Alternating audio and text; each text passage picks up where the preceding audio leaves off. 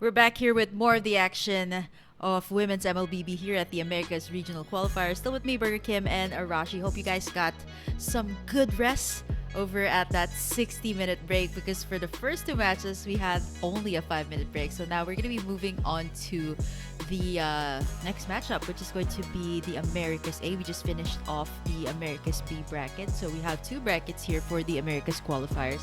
And looking at this, Arashi, going into this matchup, again, this is going to be their debut match here for this round.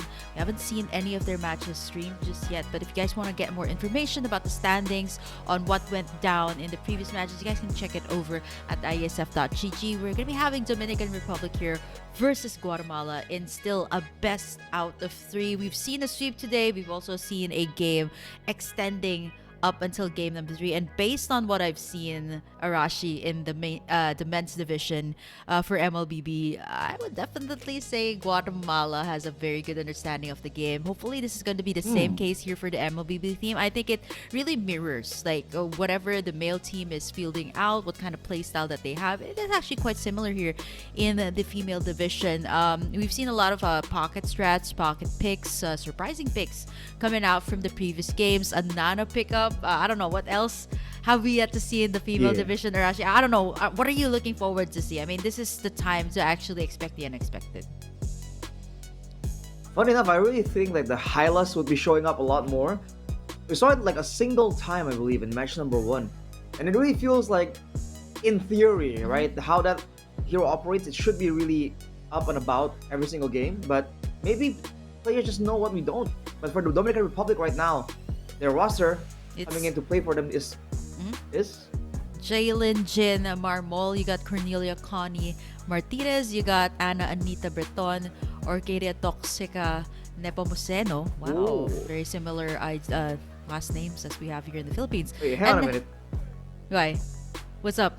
What's up? The last name? Nepomuceno. Nepomuceno. No, the last player, I mean. Oh, the last player. Oh, yeah. I was gonna get to that. Hold on, I was gonna get to that. Okay, it's funny because my bad. Yeah, okay, it's funny because we had a player in the men's division of this same qualifiers. We got someone called Call Me Daddy. So this time we got someone Call Me Mommy. So we got Paula Cuevas playing that role with that IG, and I'm not so sure if it's going to be another switch up. We do see some substitutes being fielded out here and there. We see some teams like Argentina as well pulling off like a different roster, even switch up of roles in crucial matches. So this is the Dominican Republic for you, a debut match. Again, we do not have that much information just yet.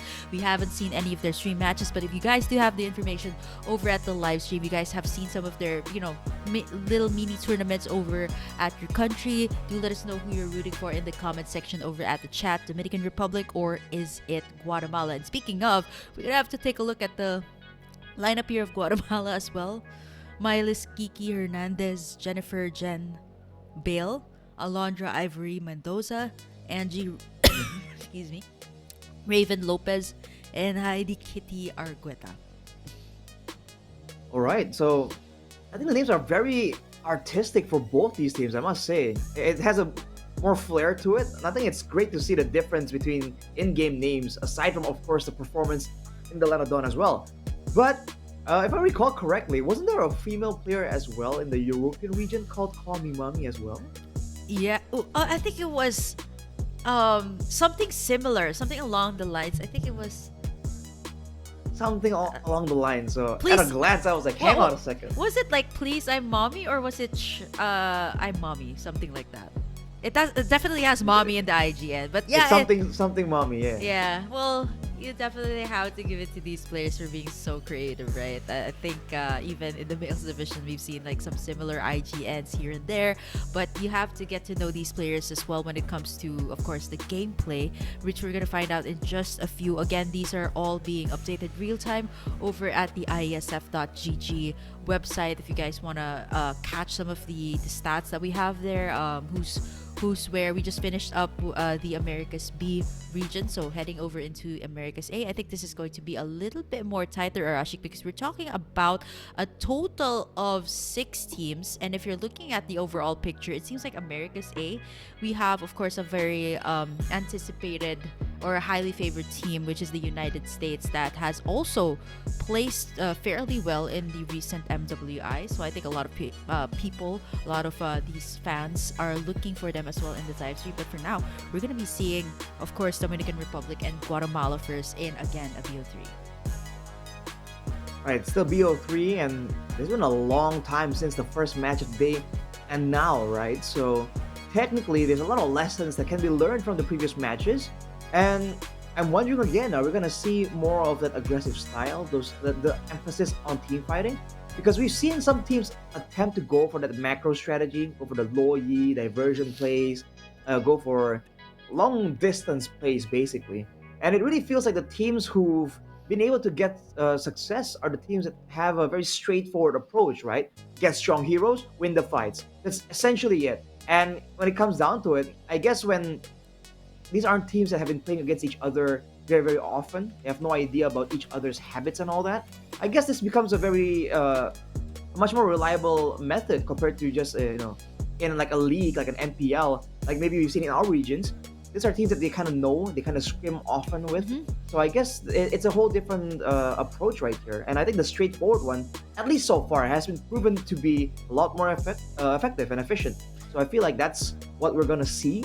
But we're always up for something unexpected. We're going to be getting into the draft in just a little bit. The game has just started between these two teams. And again, this is going to be their debut match here at IESF American Regional Qualifiers. We haven't seen any of their games streamed just yet because today we are all about the ladies here. Let's take a look at the Dominican Republic and Guatemala, what the priority will be. I think so far in what we've seen in Brazil, Argentina, even in the previous matches earlier, there was a heavy... I think it's a heavy prio on Minotaurs. I think it's the same meta that we have here in Southeast Asia. Well, for my region, I'm not so sure about Indonesia, but there was a heavy prio, especially on setter tanks. Somebody that can make the plays, and then you combine it with an XP laner that can do exactly the same thing. That was the case there for Argentina and what won them a sweep in the previous series, and even extending it to game number 3, eventually winning the series with a reverse sweep. So now coming into this, Arashi, I think in the female division there's a whole lot more to take in apart from banning out the standard bans. I feel like these have to be considered as well, because it seems like the playstyle here are all about setting up the tempos, setting up the plays with the tanks. I think fast clear has shown to be very effective as well. So you want to have crowd control, you want to have setters, but you also want to have pressure around the map. Yep. And let's see right now for Guatemala at least, the Zask and the Matilda, we haven't seen a lot. It kind of hints at maybe a playstyle that's a bit more aggressive, that's very pick-off centric, and the Matilda can kind of ruin technically, considering the way the guiding wind works. For the Dominican Republic though, the Alpha shows up very early, but the Florin is something that we haven't seen so far today. Okay, so Dominican Republic can keep on doing this. Blue side, they have the prio pick, so I think that they do have some information here that it's going to be mostly the supports that I see banned away. So this is something that I see also a thing in the female division, even here in Southeast Asia, that the roamers tend to go for more of utility, more of the heals, which we see in the case of the likes of Matilda, even the Lolita to a certain point, and the Florine that is just really good when it comes to the team fights. Now they take away the Diggy here for Guatemala. I usually say this is like a foreshadowing of what they want to pick up. Setter tanks, I was talking about this, and what better way to cancel out all the setup plays than to have a Diggy in your lineup. So I think Guatemala is going for that, and with that being out of the picture, they can pretty much pick up the Minotaur or anything else, which is actually leaves me wondering why the Diggy hasn't been picked up here, because we've seen so much chain CCs for the previous matches. This is going to be standard. I'm actually no longer surprised that the Roger is going to be picked up here. Flex for the side of Dominican Republic. Guatemala also goes in for the setups. I think they might even lock in the Minotaur here if they want to go for do you want to double down with this kind of lineup?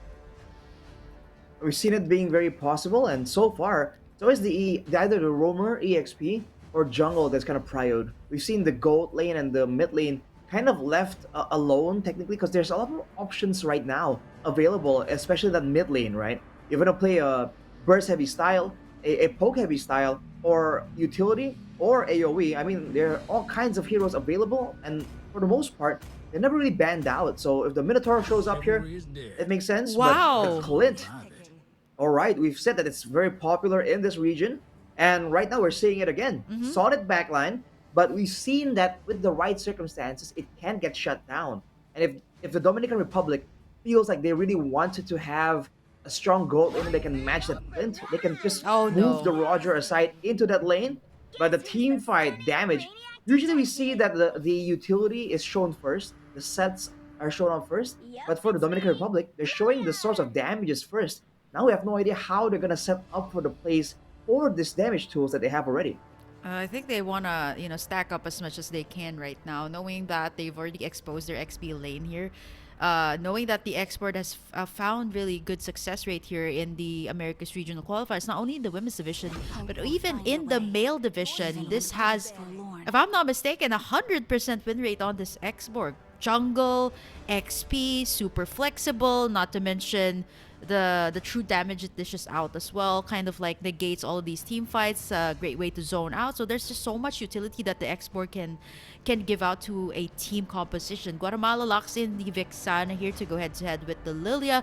Great way to poke, great way to burst down an opponent, especially the Roger if they want to go in for the like and pounds. Guatemala now gonna take away the roamers. I was talking about the Minotaur that actually can fit their lineup, but they prio the Clint. Actually, it seems to be a prio for a lot of its team, Arashi, but the Clint, apart from the export that seems to be, popping up here and there, the Clint hasn't found that much good of a win rate here in this American regional qualifiers.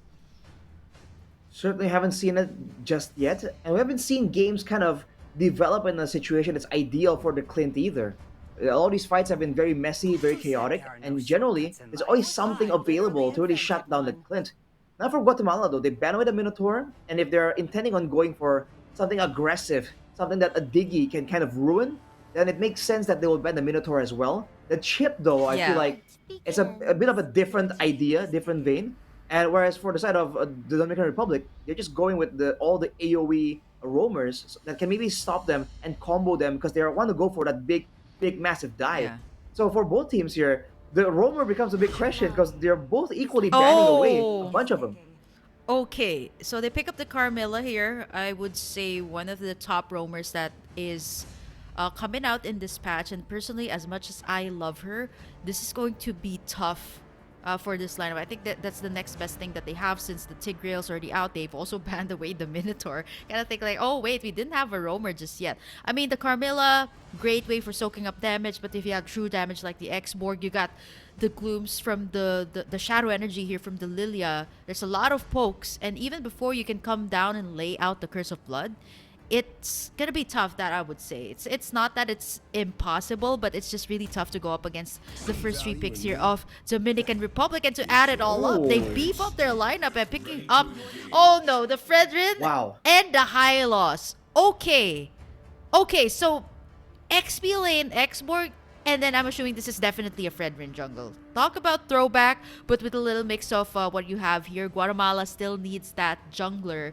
It seems to be a utility here for Dominican Republic. Guatemala, not unless this is a Carmilla jungle. I mean, I'm not surprised with the male division. They pulled this off, something super uncontemporary. So now they still kind of need to beef up their lineup because they only have the Carmilla to front things up. So without the alpha anymore, I think the Martis is still available here. But then again, super tanky lineup here of Dominican Republic. They definitely need that peel. Will they go for utility or the assassins that are still up, by the way? It has to be utility. If they go for assassins, there's not a lot of targets available at all. Ooh. What the heck? It's a Balearic. Wait. We talk about frontline. Frontline it is for Guatemala, but Balearic out of everything. Okay. What were you I'm guessing expecting in the Balearic last pick? roam. Yeah. I don't know. I figured it's something that has crowd control for sure, Yeah. and something that has good sustain. But not Balearic, like this came out of nowhere, man. And I guess there are a lot of ways to proc and to actually be annoying in the middle of a fight. I don't know. This becomes a fight, I think, that relies more on the damage output. But if you're thinking that way, I feel like the Dominican Republic has a lot more to Yeah. offer here with the Roger, with the Lilia, the Xborg even, and then Hylas. I'm curious to see what the itemization path is gonna be because if we see an early Thunderbolt and this game gets Oh long, yeah. I know there's a lot of damage on the hands of Guatemala, but that Hylas is an absolute menace, man. I think the layering of combos should also be considered here for Guatemala. They have great ways to engage here. As for Dominican Republic, they have ways to reach the back line. We are going to be heading into the game number 1 here between Dominican Republic and Guatemala. Still a best out of 3. We're going to be kick-starting off the Americas A here for the women's division. And let's see here, Arashi, a lot of uncontemporary picks from Guatemala, but I'm not surprised because this is a team, even in the males division, that has attempted to pull out rabbits from a hat. Okay, so they've tried in different tips and tricks, or rather different tricks here in the Americas regional qualifiers, and it actually worked for the male team of Guatemala. So I wouldn't be surprised if this is going to be the case here as well for their female team. But immediately we're going to be having a technical pause here first. But Arashi, thoughts on the Belleric? We're working with a Carmilla jungle here for the side of Guatemala. Great clear, but again, up against the other side here, you're talking about the Fredrin as well, who is still pretty much relevant in this current patch. The Belleric I thought was gonna show up in our own region in Indonesia when the meta was all of these really solid long range late game gold laners. Because I feel like with a Moskov, with something that just hits often, you proc the Belleric passive, the extra bits of damage so often, and if you combine that with a Vengeance, you can 1v1 a gold laner. That's how damaging it is to be a Belleric, and you're also very tanky. So I thought that if you're playing purely for a front to back, the Belleric will have a lot more potential.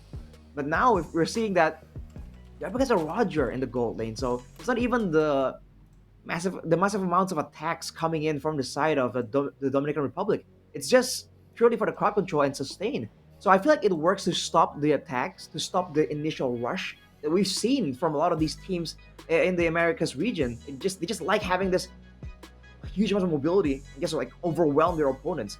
The Belleric can stop that, but afterwards, it's still in the hands of the Clint and the Vexana to really output the damage and secure the deal, right? To actually seal the deal and secure those kills.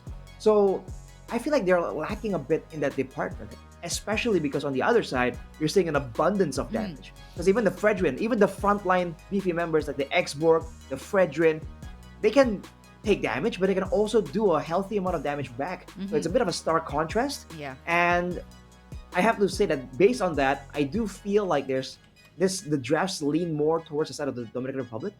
But, I think there's a great chance that in a proper right team fight, maybe the Clint will finally have some space to actually output all that damage. And speaking of, ladies and gentlemen, we are actually going, we actually have a game pause right now. So we're going to be waiting for the game to be on pause as the ladies need to fix what they need to fix before we head over into this game number 1. But my Guatemala, they've been doing this trick even with their males division, pulling a rabbit out of the hat, and it worked wonders for them in different drafts. Definitely kept me and Naisu entertained for the most part in the males division. But coming in here to the female division, like I said, it's not that far apart, right, in terms of the strategy, and not that often do we see a Belleric being pulled up, Carmilla back in the jungle. This is a huge throwback to a patch ago when we were talking about still the utility. And I think for these two teams, it's going to be a battle of that. They have a heavy front line here for the side of Dominican Republic. So I think for Guatemala, again, the timing of the skills, you have to layer it well. You got the Wrath of Dryad from the Belleric and the Curse of Blood here from the Carmilla that can really amp up the damage from the damage dealers from the side of Guatemala. We're going to be having the unpause here right now. 1 minute into the game. A lot of standard things here, but this time it's actually going to be a bit different here, Arashi. It is a roam high loss instead of the XP. Right, so I was thinking in my own region, and then actually one of my friends really enjoys the Hylos being in the roam purely because of the fact that once you have the Thunderbolt, you can just go anywhere that there's action and just keep spamming it out. And you're just such an annoying factor in the Land of Dawn because you're just that tanky and you kind of provide slows, provide continuous sources of crowd control and damage. So you become this front line that can't be ignored. Oh. But kind of exactly. Whoa. Okay, executed. Okay. By the turret. Okay, I'm actually also really curious about the emblem here of the Carmilla. Focusing mark, okay, to amp up the damage, but that's not something you would usually see in a Carmilla. I mean, this is my main hero, okay? So I definitely know what I'm talking about. You usually go for a concussive blast, right, to kind of return the damage to the opponent. But I think for Guatemala, they just really want to amp up all of the damage here, picking up the focusing mark instead of the concussive blast. I think what they want to go for Wait a minute. is more of, okay, so all right, I'm not so sure what happened there, but either it might be a connection problem, we might see a pause later on. But for now, eyes on the prize here for the side of Dominican Republic. Connie is also levels ahead of the Carmilla here of Kiki. They've also drawn in the first blood there. We're gonna have to confirm that. 2 minutes in, definitely Dominican Republic has a lead. Wait a minute. You can see Kiki just still walking in one direction. So this is a very unusual movement patterns coming through.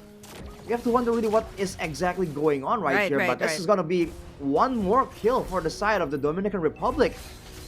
Yeah. Very peculiar to say the least, but we'll have to see how this plays out, man. As of right now, 2-0, securing quite the gold lead. And due to how things have been playing out for the side of Guatemala, they haven't really been able to set up any rotations either. Yeah, I mean, obviously with what's happening there with Kiki's Carmilla, we're gonna have to check that, right? So I think she should be back right now, okay? Catwalking all the way to the blue buff. I believe that, yeah, that was the reason for the pause earlier, but now it's back. But with that being said, a 2K lead for Dominican Republic right after those two pickoffs there up top. And now Kiki just reached that level 3. That's 3 levels ahead for Connie. So there's a lot of catching up to do here for Guatemala. And there's also the level difference, right? I mean, okay, it's Yeah, for sure. already quite difficult enough when you're already behind, but when the jungler is that far behind, it's very different compared to a laner. So, well, we have a pause right now finally, so we have to wait for confirmation on what exactly happened there. If this was supposed to be some kind of new strat or some kind of statement here, some kind of showboating, I'll be very, very impressed. But so far, this is a very peculiar development, not what we were expecting at all. Yeah, I think it should be, yeah, the team, we just got word from the production team that they're going to be checking what just happened there, but the game is going to be paused once again. I had to put up my glasses just to make sure that that was actually happening. So yeah, levels ahead, obviously, for Connie and the rest of the Dominican Republic, right? After those 2 kills, the Carmilla actually went back into the purple buff. So again, we have to check just what went on there, because very peculiar movements like what you said, Arashi, that's not something you would do every day. Either she got disconnected or what. We're gonna have to check that to ensure that fair play is up and implemented here at the American Regional Qualifiers. But for now, if you guys want to get some updates right on the games, we've actually just witnessed 2 matches, Arashi, a back-to-back for Argentina. They've actually won the game 2-1 for the first series and eventually sweeping their opponents for the second game. Everything, you guys can check it out, all of the stats that you need, the players, even the results and standings, you can check it over at IESF.gg. For now, it's a quick tech pause here, Arashi. What can we expect? What can Guatemala do to catch up right now? Because that is 3 levels ahead from the jungle. They have to just, they really just need to relinquish the early game, because I don't know what the plan was, but technically with the Carmilla, with the Belleric, they're already a more teamfight heavy team to begin with. So technically, it's not too big of a deal. As in, they didn't have like an early game strategy, a pre-level 4 strategy that got completely ruined or completely cancelled out by that sequence of events. So they can still play it out, play it safe, and then bank on that late game synergy, the solid front line, the AoE, the Curse of Blood that can be used, really gain an advantage in a full-on team fight, and go from there. By all means, they haven't really lost any real big objectives just yet, so we'll have to see. But for the side of the Dominican Republic, though, I feel like they're already showing their colors here in game number 1. They have a lot of aggression coming through, and they're a bit more calculative, because we've seen that even when there is a lot of movements in one direction, you don't see them immediately jump on it. Even though technically on paper, they are the team that needs to try and find these fights, find these big skirmishes in the early game. They saw that and immediately they were like, hang on a minute, there might be something going on. Let's take a chill pill and just try and get a read on what they're trying to do, how they want to play. And then maybe later on, once we have confirmation on how maybe they want to maneuver around the map, maybe then they're gonna ramp up the aggression. So it's an interesting look to the style of the Dominican Republic. I think for them to the overall composition, it just worked so well in the early game. I mean, come on, you're working with an Exborg, you're working with a Fredrin, and even a high loss on the Rome, and not to mention you have such good wave clear with the Lilia. So I think for the side of Dominican Republic is to win out this early game, because if you think about it, the late game, you got the Clint over on that side, the Vexana as well, that really scales up well when the time goes by into the game. So looking into this matchup once again, it's still pause. We're going to be waiting for that unpause later on. Man, it's been quite a day. This is going to be our penultimate matchup, by the way. So we have one more match or one more series after this one, Arashi. It is going to be, let me pull that up, Colombia versus United States, and I think this is a highly anticipated matchup that you guys are waiting for over on the stream. So yes, of course, if you guys want to catch that, tune in, of course, all the way up until later here at IESF.gg. But man, Arashi, I am honestly loving this American regional qualifiers, because I am seeing a lot of these strategies that I don't really see that often in Southeast Asia. High loss, XP, Rome, even the export that has found such good success rate. Exactly. I think just the difference, yeah, the surprising difference between regions. It's always a pleasure to see every single time and to try and figure out what exactly is the idea here, right? Wow, how did they come up with this strategy? I mean, was there a reason why the Belleric came to mind when they were trying to think of heroes that can kind of stop like a big charge? And if that's the case in the first place, is that why they banned the Digi? Right? Kind of get Yeah. an insight to how they're thinking about this, how they're theory crafting a possible new meta. So I think it's always great to watch. Now we have to just see how it gets implemented, right? The execution is almost as important as the planning of it.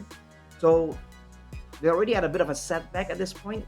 We'll have to just wait around and see how this really plays out.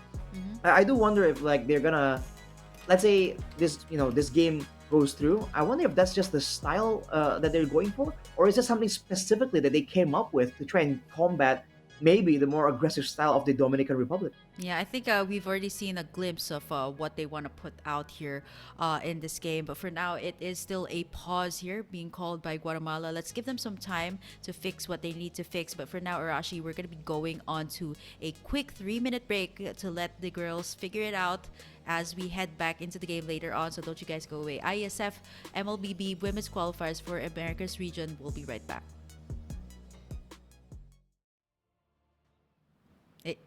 And a quick break, of course, to just fix up the lobby and get our ladies ready for this first matchup. We're still watching the IESF American Regional Qualifiers for the women's division of MLBB. Still with me, Kim and Arashi. We're going to be unpausing the game in just a little bit.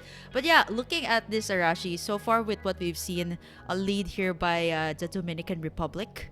Okay, so far, 2K lead for them, care of the takedowns that they've gotten. So let's see how Guatemala will actually bounce back from that situation.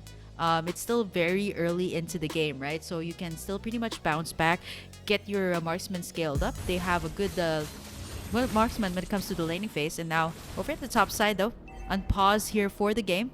2 kills for the side of the Dominican Republic, and they've gotten in a lot of pressure here over at the top side, over at the gold lane, and this is where the turtle's gonna be spawning in. Connie gonna be starting that up.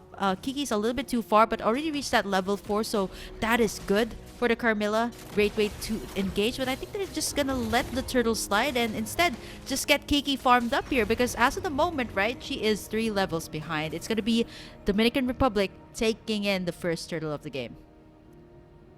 More important than that as well, the Belleric Cath isn't really level 4 either, and that's a massive, massive detriment to their success.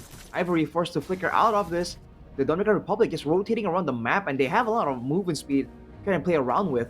And they have 2 Purifies, so technically, in the midst of a big clash, there's a chance for the Dominican Republic to try and get an advantage. And already you're seeing the Thunderbelts for the side of Connie. I believe Anita should be building one as well. And once that is up, you're gonna see just a whole new level of aggression. But actually, I think Anita's going for the Clock of Destiny first, potentially. Clock of Destiny to get in that mana. Cat as well, forced to pop in the Vengeance once again here. Gets taunted. Anita popping Whoa. in the Wrath of Dryad and of course capitalizing with the Vengeance, but with Call Me Mommy. They are going to be getting the kill there. There's 2 Purifies here over the side of Dominican Republic. So the setups here from... I don't think you could purify the Curse of Blood. You can definitely purify the Wrath of Dryad and the Penalty Zone, but the rest you can't, right? So you have to watch out for that. Maybe bait out the skills here from the side of Dominican Republic. They are on the lead right now. 4K for this side. Kiki rotating towards the top side. Cat as well. Trying to set things up here, but there's a lot of the glooms being set up into play here. Over on the top side, immense pressure on the Clint, knowing that this is going to be their insurance policy when it comes to the late game.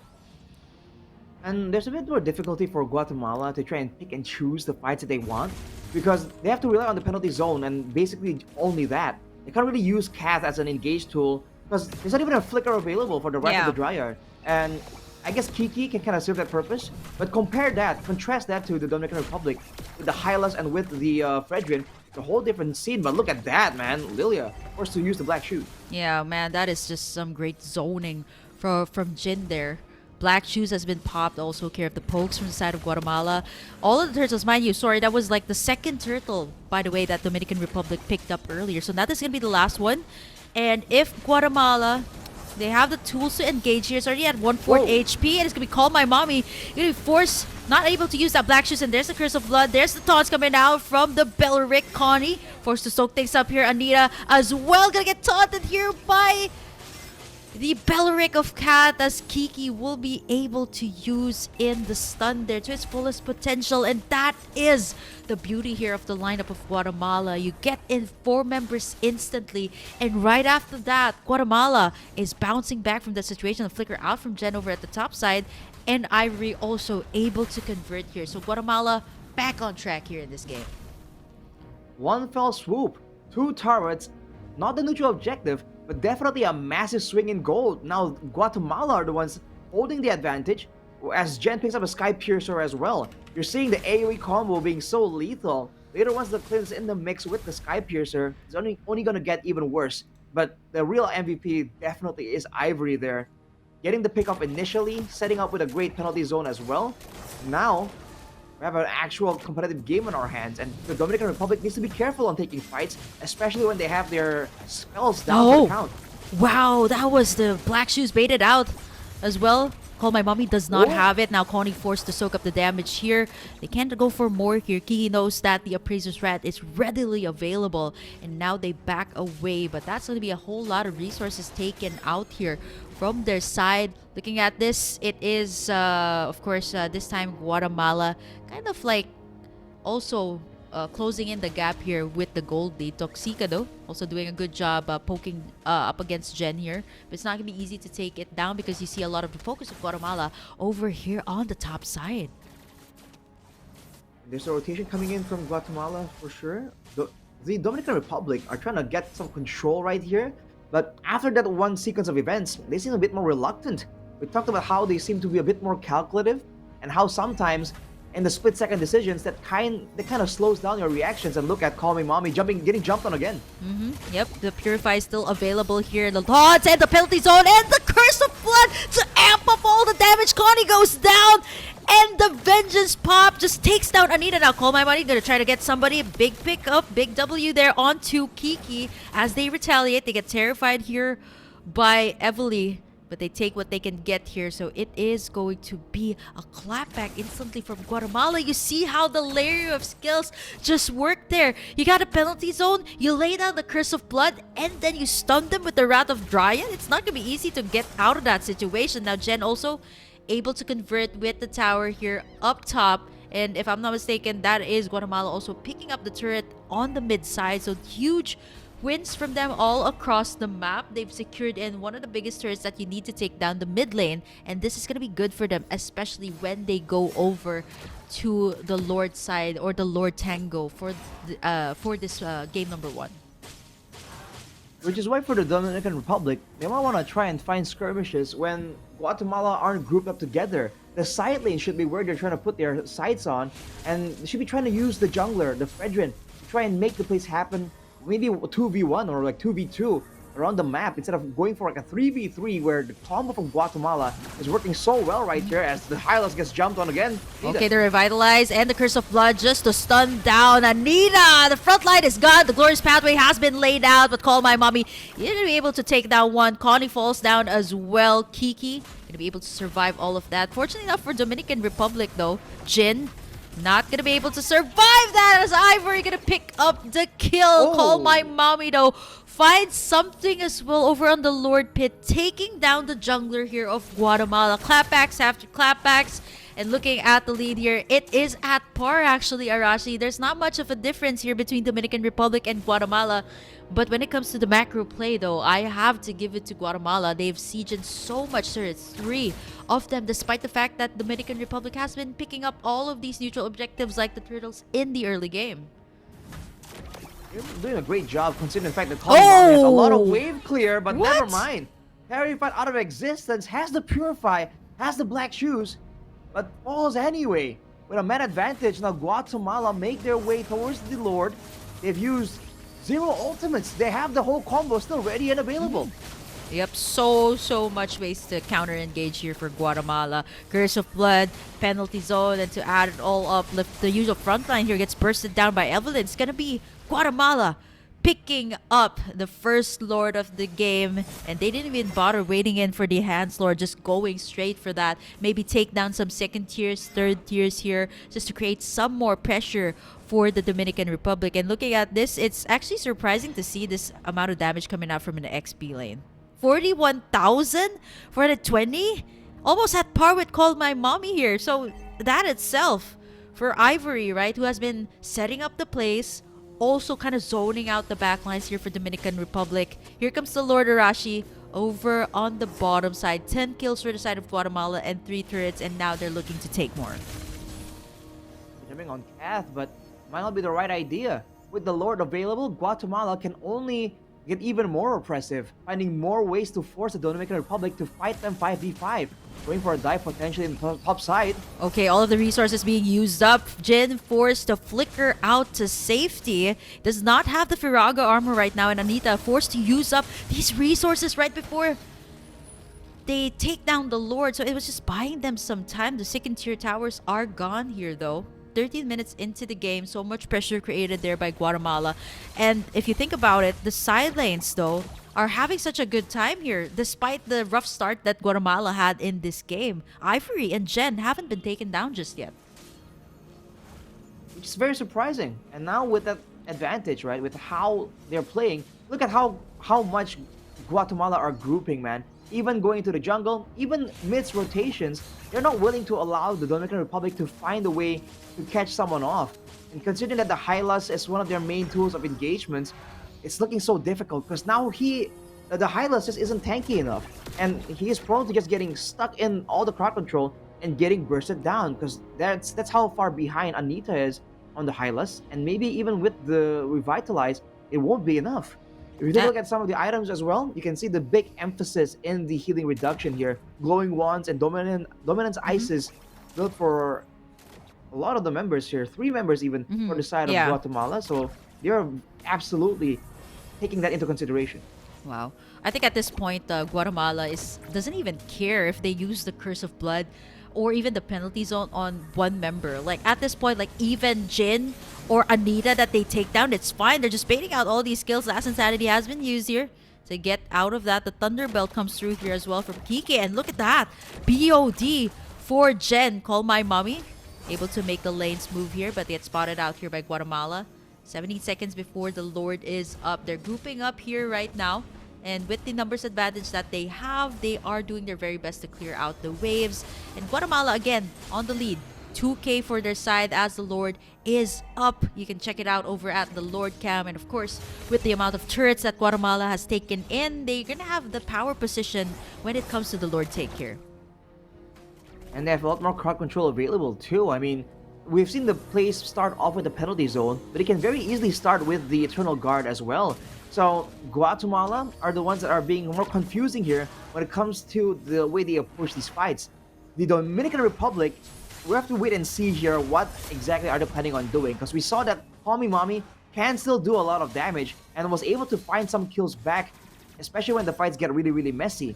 Especially once the items start coming through for her, Mommy, I feel like Guatemala will have to be a bit more careful in how they approach these fights too. Yeah, there's a lot of true damage here for the Dominican Republic, so they can abuse that fact that they have that with the export, right? It's a great way to zone, but at this point, Guatemala is ahead in terms of the gold, right? So you can kind of see that they're doing their very best to poke onto Kiki here, taking a brunt of the damage coming out from the export. Gonna get zoned away from the Lord, and this time Dominican Republic has a much better position. They're forcing the members here of Guatemala to actually back away. They know they have the pokes here. But will it be enough? Ivory still hasn't been shut down. Evely as well. Anita going to be able to find her in. But the penalty zone again to retaliate. As well as the Wrath of the Dryad. Kiki goes all the way in for the Curse of Blood. The glorious pathway has been laid out. But the follow-up not there just yet. And it's a disaster here for the side of Guatemala. They've started to engage. And now they got the shutdown on Ivory. The takedown on Kiki. And even Cap. Gone instantly. Right after that, Dominican Republic goes straight for the Lord. That's the damage coming in from the Lilia. I mean, look at that, 64,000 so far. What's surprising though is the fact that the Roger and the Fredrin are the same damage, and both are below the Hylas. So this is why the Hylas pick is just so annoying. You're not seeing Anita play the Hylas as a carry to try and find damage, but you end up doing a lot of damage overall just because of your kit. And the fact that Guatemala started that fight without everyone being ready. Yeah. We saw the ultimates come in one by one, kind of trickling through. And that is not how you want to play it out when you have a great combo. Now they're going to be forced to use a bunch of resources on the Lord. They're going to lose a bunch of turrets. And that lead, that advantage when it comes to vision and structures is what they were able to use to really get so much more better positioning in the fight. So now, Guatemala definitely are on the back foot a bit. But now Jin has the immortality here. Penalty zone here by Ivory onto the backside. He's going to be able to sustain for a little bit. But in the midst of everybody, you're not going to be able to survive down. Connie as well. He's soaking up the damage from the front lines. Now it's going to be a 4v4 situation. They're going to be backing away right now because the super minions are coming in. As Guatemala suffers a lot of these second-tier tower takes. And now Dominican Republic will be getting back the gold lead that they lost. A 2k lead, or rather a 1.5k lead for their side. I do wonder if the Dominican Republic are kind of getting wiser onto the strategy of Guatemala. So they're trying to move a lot more confusingly. You see them move forwards, but also backwards and sideways a lot more. So you're seeing that, especially in the last fight, Guatemala were trying to land that same combo again, but it only landed on like a single person. They were forced to use the same exact play, but instead of taking out multiple people, they only took out Connie. So either Guatemala is getting more confused with the movements, or the Dominican Republic is just slowly but surely starting to get more control over the game and just finding ways to avoid this combo from the Guatemalans using pure movement and macro.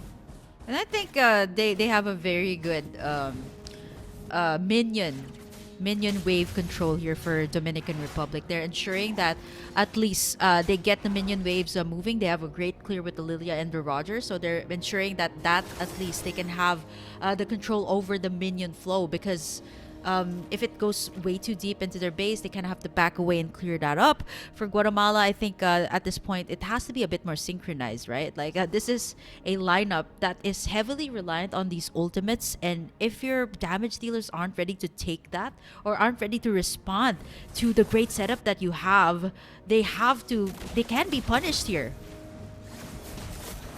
You're seeing there, Guatemalans had a chance to go for an engage, but now they're looking a lot more hesitant. They know now that if they do make a mistake, if they do fail to layer the skills properly, the Dominican Republic now has enough damage to really turn this around, especially in the hands of that Lilia. I do feel like that's the main threat for the Guatemalans for sure. And now look at this, going for a play. Anita isolated. Okay, again, getting the burst here from Evely, a little bit too deep in. If the Glorious Pathway is going to be difficult to go in. Kiki as well going in, landing a nice Curse of Blood onto 4, but then the true damage coming in. Here comes the backup from Ivory to counter-retaliate. Jen going to be able to free it, everyone. And there you go, Call My Mommy goes down. Anita as well, Immortality has been popped here. Everybody's slow! Look at the damage coming out from the Clint and Evely's. Man, the Eternal Guard and the positioning from Jen was impeccable there. They took down Call My Mommy. And right after that was a domino effect. They don't even need the Lord here. The death timers are real. Guatemala, the rough start that they've had. Now they're gonna go for the straight push. And this is what you get when you get a Carmilla in the lineup and get a beautiful setup. You can have a wipeout and just turn the tides of the game as Guatemala will secure in game number 1. A great composition, great combo, but I must say, even better execution. You would think that with all the survival tools that the side of the Dominican Republic has, the Firaga armor, the black shoes, it's going to be very difficult for the side of Guatemala to, first of all, get an advantage, and even more than that, find a decisive 5-man wipeout that allows them to end the game just like that. Immediately one straight push. You would think that at least 1 or 2 people would get out of the fight, but they were able to bait in the guys from the Dominican Republic so deep into their own side of the jungle. And when you're in the jungle, you already know it's gonna be a cramped up claustrophobic situation where the combo really works best. We saw that whenever the Dominican Republic were fighting in the lanes, that's where they kind of found a bit more control, a bit more safety, a bit more vision. But whenever the fight is just messy in the jungle, you just know that the Guatemalans are waiting for that exact moment to really turn it around and land a unpredictable, immediate play. This is how it started, right? Yeah. Initially, Guatemalans were behind, but then afterwards, they found this amazing play, showed off the combo for the first time in this game, and from there, it's just rinse and repeat until the Dominicans found a way around it.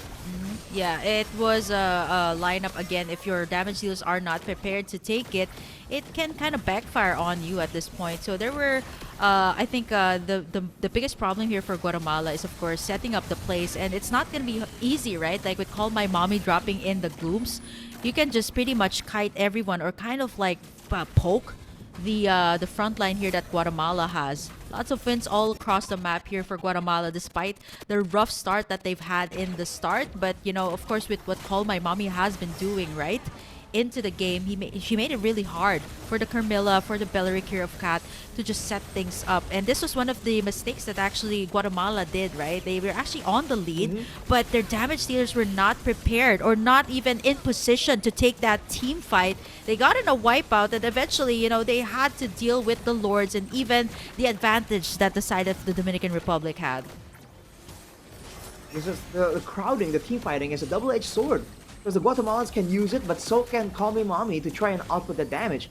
Right here, though, you see that finally there's a bit of synergy going through. It was still kind of stuttered, the usage of the spells, but the difference is that now Jen is just outputting a lot of damage. And on the flip side, for the side of the Dominican Republic, Call Me Mommy got taken out relatively early in that fight. So now the Guatemalans have a solid source of DPS, whereas for the side of the Dominicans, they don't. So eventually, even their tankiest members will fall, and it's a great call for Guatemala. Initially going for the Lord, but immediately recognizing they dropped that, hey, it's time to just go straight for the end, and they did. Yeah, I mean, I think at this point with the Guatemala was like, oh wow, it's a wipeout, and the death timers are there, 30 seconds, 20 minutes into the game, and that is really what you need to be careful of, especially in these Lord fights. That when you have a Carmilla, when you have a Belleric, and even the penalty zone from the Terizla, it can really change the tempo of the game. And for Guatemala, I really applaud them for this particular game. Despite the rough start that they had, they were able to bounce back, even though despite the fact that Dominican Republic got in 3 of the turtles of the game. It was all about the team fights here, and Guatemala was able to execute with just minimal mistakes.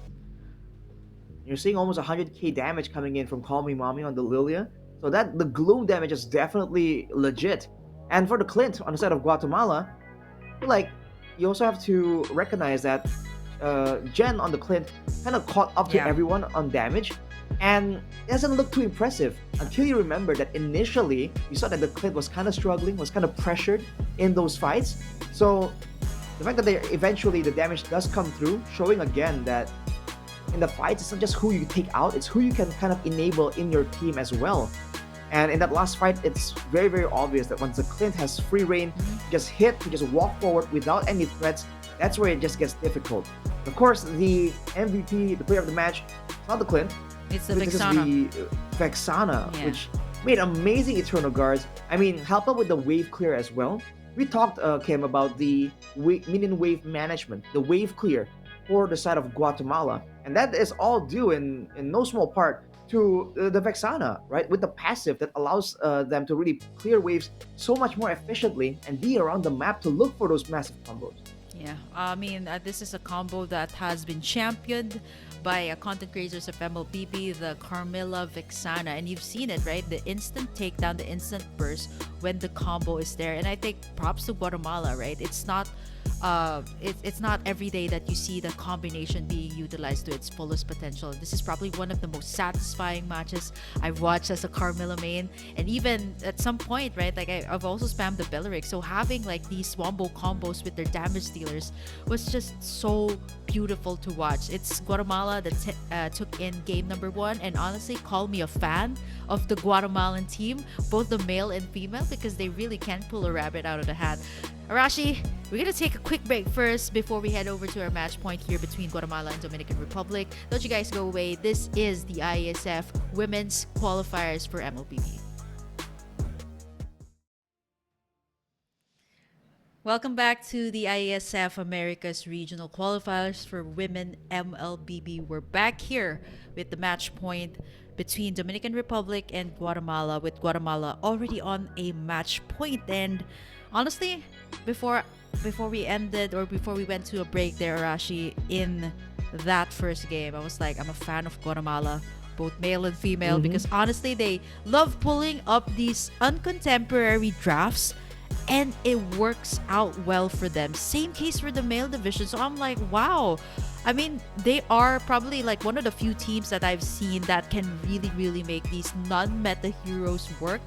And honestly, I just love seeing these heroes that either are on the bottom of the list when it comes to the pick rate, but it actually worked out here in professional play, and now they're at the match point. I mean, it's always fun to see, right? They're just keeping it fresh, not going with the same old, same old. And what's to say that they can't really switch it up and go for like a meta draft, a contemporary draft, as you like to put it, Kim, in the second game, right? We haven't seen too much of Guatemala, and so there's a chance that this is just one of the many faces they have to really show us and the audience back at home about their play style. So they've already shown the creativity, so we've seen the adaptation as well, and I think the communication you can kind of praise through, because it's very combo reliant. So even the slightest bit of miscommunication could kind of turn things around for the side of the Dominicans in game number 1. But fortunately for Guatemala, they were able to get it done quite decisively even, and that has to be a mental blow to the side of the Dominicans as well, because there were some moments there where it really seemed so possible, so close. Fortunately, in this game, you just never know, right? A single moment can really just flip everything around. The way that Guatemala drafts is honestly super unpredictable, from their male division even all the way here to the female, and honestly, I'm a fan. Hopefully we'll see more of that coming through here as we head over into the draft in just a little bit, as we're about to find out who's going to be staying on the blue side. There you have it, Guatemala now picking up the blue side for themselves. Jusin, Matilda bans here coming through. Based on what we've seen in game number 1, there was a heavy center on support bans here for actually both sides. If I'm not mistaken, the Florian was also taken out. Right, the Florian was banned away by the Dominicans, I believe, in game number 1. Now they banned the Terizla first, so they're really feeling that. First of all, the penalty zone, but also the damage, man. You have to keep in mind that in the first couple of minutes of that game, the first time we were shown that damage, the damage asset, the person on top was the Terizla. So that Terizla is tanky, sustains, and does a lot of damage. It's kind of a great all-rounder, only lacking in mobility maybe in the grand scheme of things. So for the Dominicans, if they're planning on once again going in for a fight-heavy strategy, then maybe the Terizla is the thing that they want to try and mitigate. They really maybe could counter pick something that's kind of good in a 1v1, but at that point, you're kind of weighing it out, right? The lane dominance and the teamfight prowess. So I guess they would opt to ban it out first. Yeah, that's Terizla. The effects can be felt here. I mean, with the performance of Ivory on that hero, really just paved the way for Guatemala to win out that fight. There you go! The respect to the Carmilla finally Yes, I think I really love this patch. You finally see the potential of these wombo combos. Oh. But wait, hold on. We haven't seen this, the Zas. And there's another power pick that Dominican Republic can answer out to this. They can go for the Chip Loy combination, which I know is very popular in the female division, especially here in Southeast Asia, in particular for the Philippines. They love that combination. It's all open here. Lots of potential to set up the ganks for the side lanes. Not unless, they want to go for the Prio on the Roger or maybe perhaps even the Julian, since we might actually see some bans coming through later on for the jungler. And there you go, still comes through in the second phase here. Will they go for the chip for the Dominican Republic, or will they pair another roamer here for the Roger? Okay, so they Well, go turns ahead, out. take away the counter as well with the Ruby. So they've already got a solid setup here with the I Am Offended. Still does not confirm anything just yet because we've seen a Ruby gold lane. Right, and we've seen Zas gold lane as well, Yeah. so nothing really is confirmed just yet. The Edith can also still be flexed. The Tigreal, I guess, is the only one that's kind of laid in stone. That kind of confirms that the Edith is most likely going to be going to the EXP lane, though. So that's a big piece of information for the Dominicans. They have to try and figure out what they want to put in that EXP lane, because the Edith is just such a good all-rounder as well. Yeah. Kind of serves in the same way like the Herizla, right? You do damage, you have survivability, and you have like crowd control too.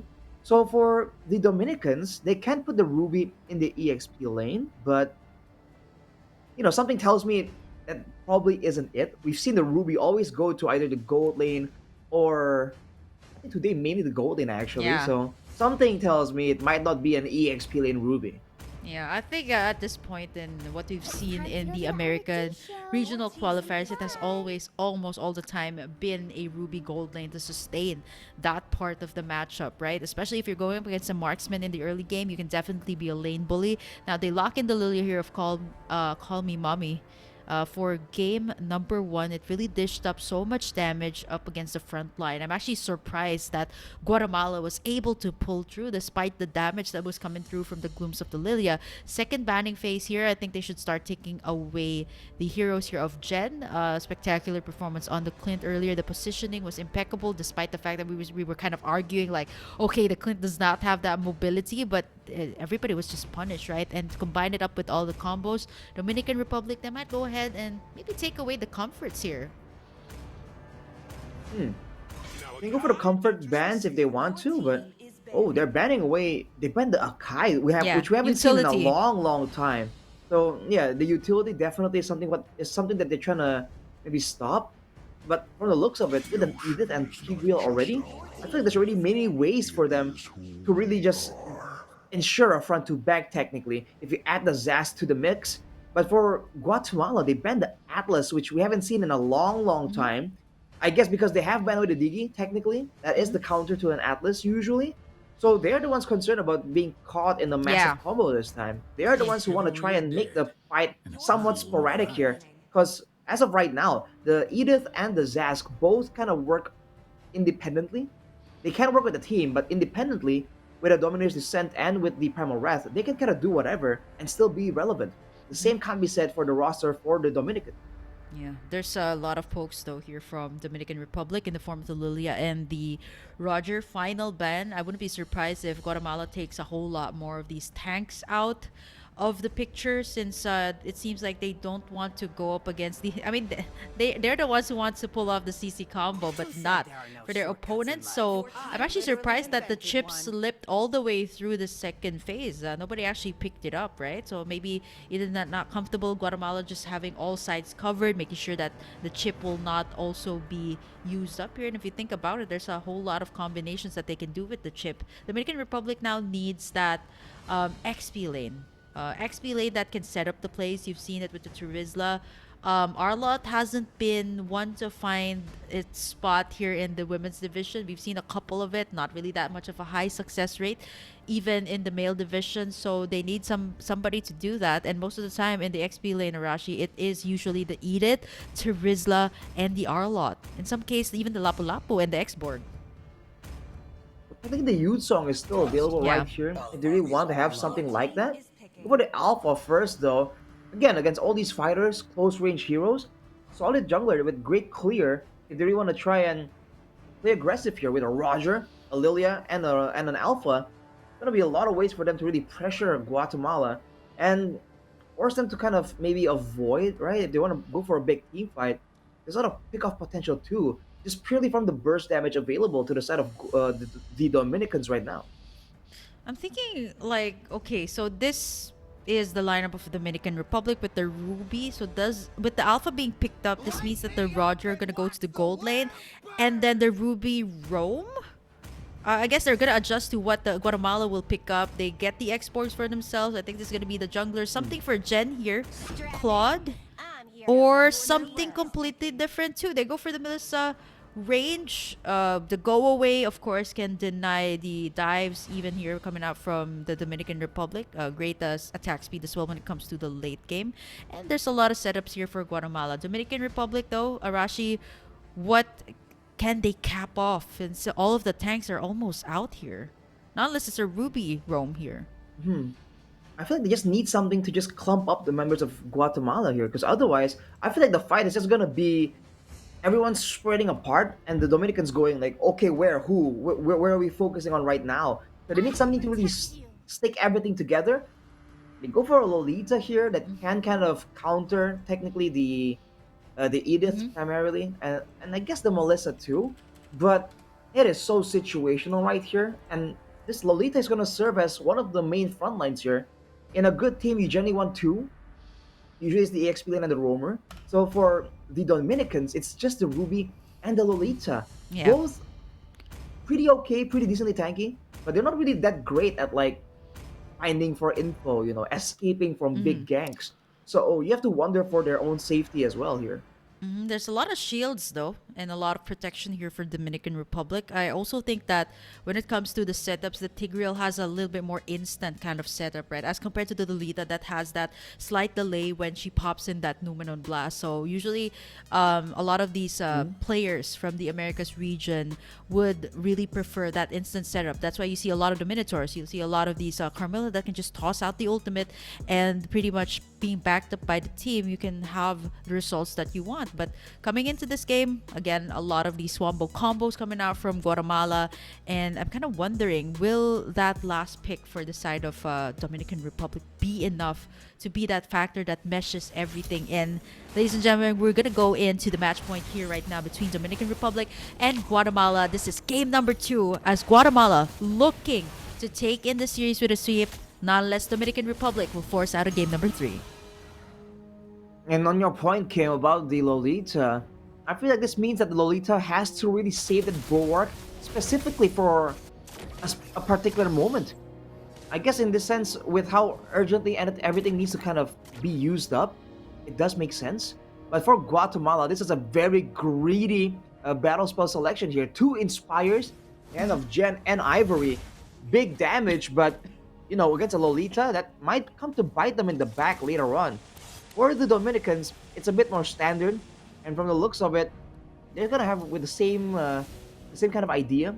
Push mid fast, rotate as a trio with the jungler, and with the jungler being an alpha, I feel like the Guatemalans have to respect that quite a bit. Yeah, for sure. I mean, no, looking at this, right? Like you pointed out the inspire here, which kind of means like the Edith here of Ivory just wants to go all in when it comes to the team fights, and I think the XP lane's gonna get a little bit stale here right now as they're cutting down the waves. They've also switched up their roles here. Actually, Connie going to be the XP laner now, as Jin gonna be taking in that jungler spot. So let's see also if the switch up on roles will be the key that Dominican Republic needs to win in or at least force out the game number 3. It's a bold move we've seen again and again, but I don't think we've seen it pay off too often, right? The consistency of your team is something that usually takes a long time to build in, so just swapping it out like this is definitely a risky move. Everyone's level 4 right there though, so there's a chance for Guatemala to try and force a fight if they want to.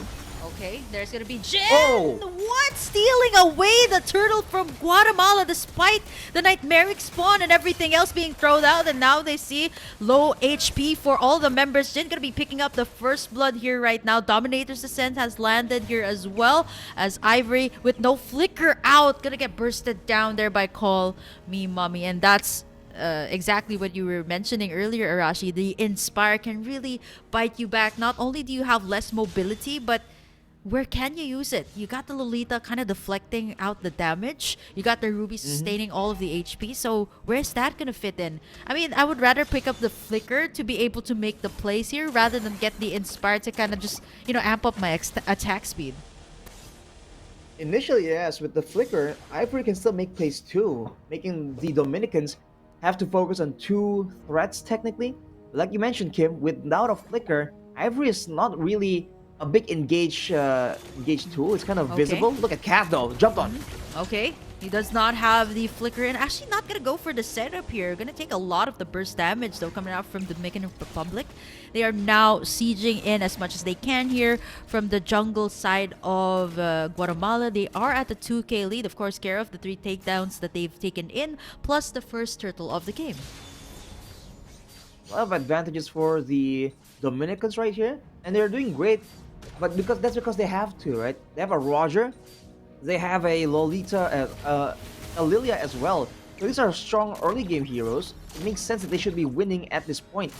Now in the mid game, it's on the shoulders of the Roger and the Alpha to really start carrying, try and make plays around the map, and they're struggling from the same issue that the Guatemalans are.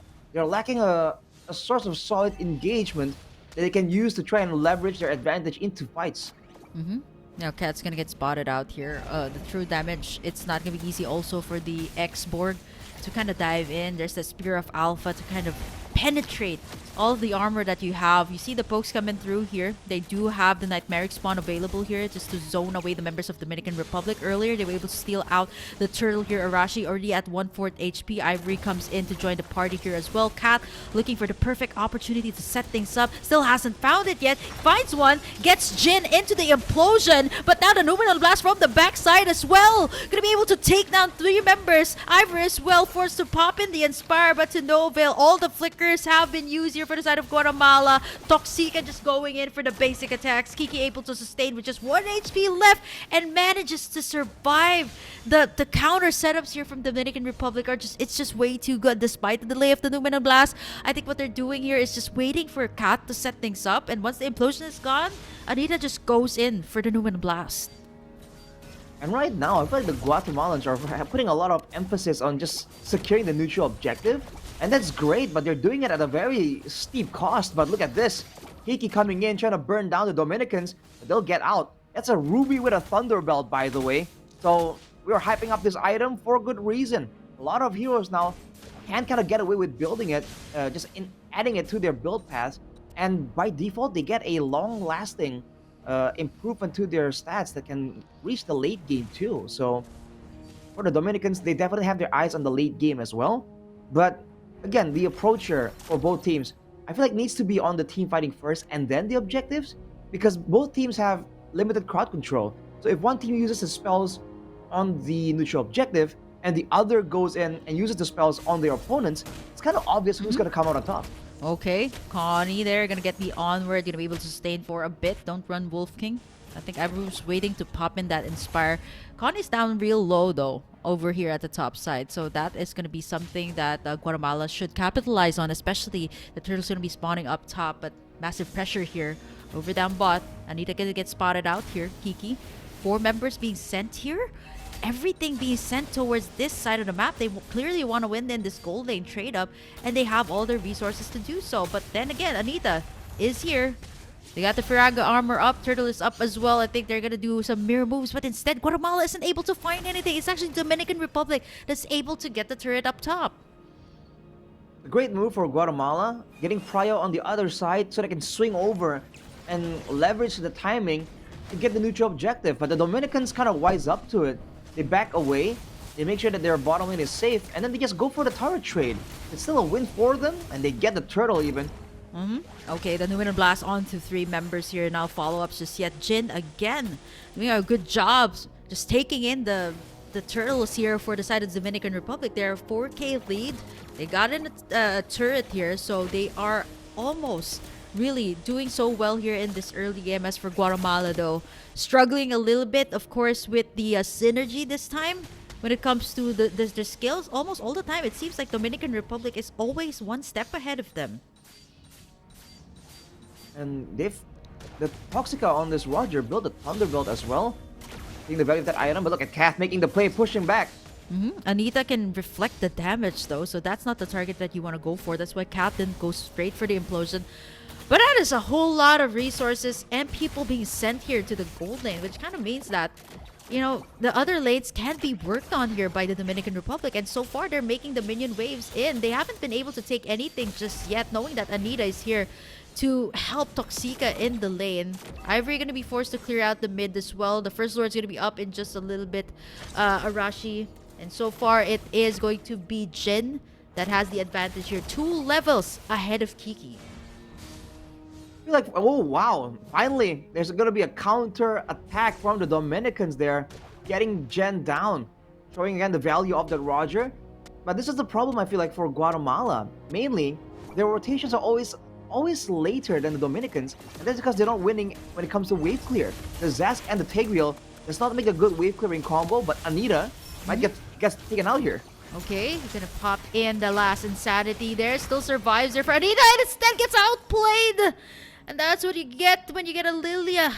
And honestly, what's making it really hard for the Guatemalans, even in game number 1, the pokes, the clear, not to mention the burst that it has. You can really poke the opponents even under the turrets, and that's actually what makes it really interesting. It can go head to head with the Zaskier of Evely, which we haven't seen pop up just yet. It hasn't suffered any casualties, but when it comes to the macro gameplay, once again, Dominican Republic, they've already taken in turrets up top, down bottom. It makes it so much more easier to take in this first lord of the game. Well, there's a 5,000 gold lead right now, and there's 26,000 damage in the hands of Call Me Mommy. So you're seeing the value of that Lilia pick. And on the side of Guatemala, it's the same story like in the previous match, I believe, where the Tigreal is actually the second highest damage. No, not the second highest damage, but he's just doing a lot of damage in the roaming position. But he can't really help himself. There's not a lot of ways for the Tigreal to actually make plays happen right here. Always zone out, always poked backwards like you were talking about. Look at the items though. 2 Thunderbolt War Axe combos for the Roger and the Ruby. So the Dominicans are trying to find ways to stay relevant to the late game because they have to deal with a Primal Wrath Inspire combo and a Melissa with the Models Inspire combo as well. Yeah, I think right now for the Guatemalans, they really have to wait for the setup here from Kat. This is a Tigreal. It's different compared to the Belleric, right? Like, you can just reflect the damage, but right now they're in such a tight spot. This is dangerous. For the side of Guatemala, they got Anita there to set up the place. They got the Nightmaric spawn, and there's the Nomad Blast! Flicker combo! Gets in 3. The Spear of Alpha comes through as Kat goes down. Last Insanity is popped here just as a defensive maneuver for Kiki. Everybody's falling down real low. You got Dominators, the sent up, but it's not enough to burst them down. And right after that, Dominican Republic goes straight for the Lord. In the grand scheme of things, only Kath gets taken out, but the Dominicans are definitely showing that they are the ones in control for sure. And look at the rotations. Immediately going straight for the buff, trying to zone out the Guatemalans even more. And that Numenon Blast from Anita, man. The fact that the Dominicans aren't really forced to send anyone to the front to try and bait out the Guatemalans. They're just getting the advantage. They're rotating to the objectives first, and then they're allowing Anita to set up, to just stand there in one of the bushes and potentially wait for the right moment, the sweet spot, to proc that Numenon Blast. So the Guatemalans have to be a bit more active in the movement or in the scouting, because otherwise, they're about to slowly and surely get suffocated out of this game. Yeah, the damage gets reflected back too, right? With the Guardian's reflection here of Anita. So again, they really have to watch out for that, right? The damage can just be reflected here for the side of Guatemala. Now they're finding an opening here. Turret's gonna be worked on here, half HP. Anita looking for somebody here. Black Shoes has been popped there by Call My Mommy. Last Insanity though, and the Numenon Blast again from Anita! This time, there's no follow-up just yet. Here comes the Spear of Alpha. Kat misses the implosion on the backside! And now gonna get bursted down. Jin gonna get taken down as well for the price of Kat. They're gonna keep on going here. There's the true damage coming out from Kiki. And the onwards to take down Anita. Connie here as well, forced to flicker out to safety, knowing that her teammates are also real low. But wow, Guatemala just able to kind of clap back in that situation, taking down Jin and Anita in the process. They immediately try and take the initiative away, but Connie is right there. Too tanky, too sustainable. They won't even attempt to try and get the pick off here And even look at the top side. The waves aren't really managed well by the Guatemalans. They're just scrambling, try and get some control as much as possible, right? They want to push out these waves in order to actually be in the right place at the right time before the fights even are required. Looking at the damage dealt, only going to get worse the longer the Lilia gets more items. And for the side of Guatemala, I feel like right now, Jen is trying so hard to actually do some damage. Obviously do more than just 12,000, but she's constantly zoned out by all the dangers coming in from the side of the Dominicans. And she's also struggling because there's a lot of ways for the Guatemalans to attack, but there's not a lot of ways for Jen and Ivory to move forward along with something like, let's say, like a Last Insanity or Implosion play. So unlike everyone else that can kind of jump forwards, the Melissa is kind of forced to walk up slowly because you have to save up those skills to try and give yourself an attack speed boost or to try and reposition and get out of danger. This is the part where the gold deficit can also be felt, right? Like I was looking at the gold here of Kiki. It is almost the same as the gold here of Anita, the roamer of Dominican Republic, which kind of goes to show us how far ahead the Dominican Republic is right now. They're at a 7k lead, maybe balloon up to a little bit more if they do win the team fights here. But now they are sieging the space here over at the Lord Pit, making sure that the members here of Guatemala are not able to position themselves well. They are able to make the minion waves flow really well though here for Dominican Republic, and that's something that they're doing well, which kind of really gets that neutral objective out of the way here for their side. And now we see Pony gonna get tugged in here. Does not have the implosion there! The implosion on the 3 and the last insanity. Will this be it for the side of Guatemala? There's also the Numen and the last on the backside. Everybody has backed away. Anita gonna try to go in and make some plays. A lot of the damage coming out from the globes. It's just way too much. Ivory goes down. And next one on the chopper blood is gonna be Kat. 40,000 damage on the Lilia. Kiki as well will fall down in the hands of Dominican Republic. And just when we thought that was it from Kat, that was such a good implosion play. But the damage just was not there, and that is exactly what you get with the gold lead, right? Dominican Republic was able to clap back with the Numenon Blast. The setups here from the Lilia that just keeps on getting worse. She just picked up the Divine Glaive, possibly going in for maybe the Glowing One as her 5th item. Well, earlier, I think it was such a great moment, and Jen definitely tried to capitalize on that situation. But being a Melissa with only a Corrosion Scythe and the Wind of Nature, not even the Demon Hunter's Sword, the damage was so neglectable by the Dominican Republic that they just shrugged it off and just kept moving forward. The healing alone from the Alpha and the Ruby is enough to just deny all that damage. But look at this, Guatemala stepping out of their base. This is a dangerous move. Heavily popping in the Nightmaric Spawn. There goes to the Wind Blast. Flicker is not available just yet. It's enough to zone away the members here of Guatemala. And now they're sieging in the turrets. Inhibitors here gonna get worked on here by the Lord. Last Insanity gonna be popped here just to clear out the minion waves. They successfully defended this inhibitor, but the top side, it's gonna go down here. It's almost as if it's better to really relinquish the mid turret and save the top side, because this is a turret, the base turret, on the other side of the map from where the Lord is gonna spawn. So the Dominicans can use this to try and secure the next Lord. And for the Guatemalans, I feel like if they were gonna make a last Hail Mary play, like what Kat was trying to do right there, it was better to try and do so near their base, where at least they can get a bit more safety, where they can get a bit of backup, more damage coming in from the structures as well. Now, Dominicans are just waiting for the Lord, and the Guatemalans have to try and find a way to defend this. And technically, they have 2 really good sources of DPS. Not really well fed on gold and EXP, but Jen and Ivory can do a lot of damage and shred down this Lord for the next push. But while doing so, they gotta still be worried about the I'm Offended possibilities, about the Numenon Blast that can come out of nowhere. So I think it's a very tough situation here if you're in the Guatemalan shoes.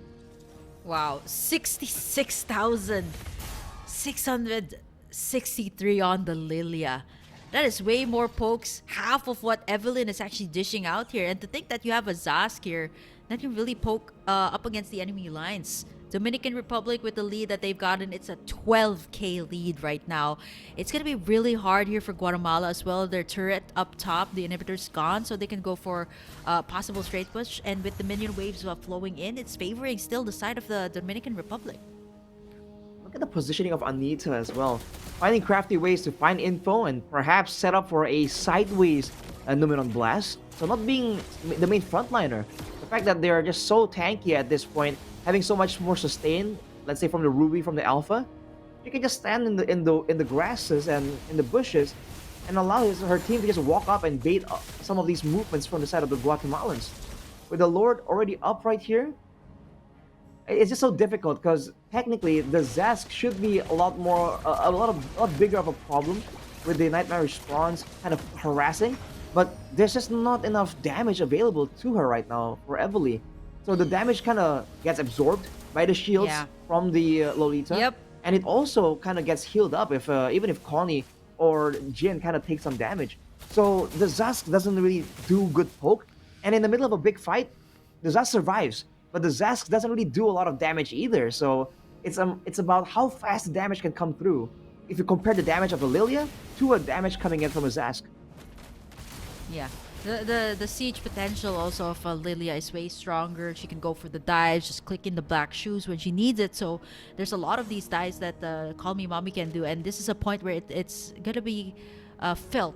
The struggle of kind of taking down the front line. I mean, it's already beefy enough here for Dominican Republic, and you add it to like what 3 immortalities that have been purchased here. So it's not gonna be easy to take down the front line. They can definitely siege the base here, at least the inhibitor towers. Here comes the enhanced lord for the side of Guatemala. They're gonna have to work up on this one. Connie though, setting up the place here.